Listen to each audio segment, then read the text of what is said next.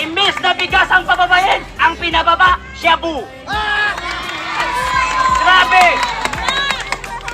Ngayon, kung ano-ano pang pinagsasabi nila kay Duterte, iniimbestigan bakit ka pumapatay. Noong panahon ni Duterte, nagtatago ang mga adik at mga pusher. Ngayon, lahat ng mga drug lord bumalik dito sa Pilipinas. Lahat ng tao nagsasyabu. Bakit? Pati ang nangunguna sa atin, Pangulo natin, adik.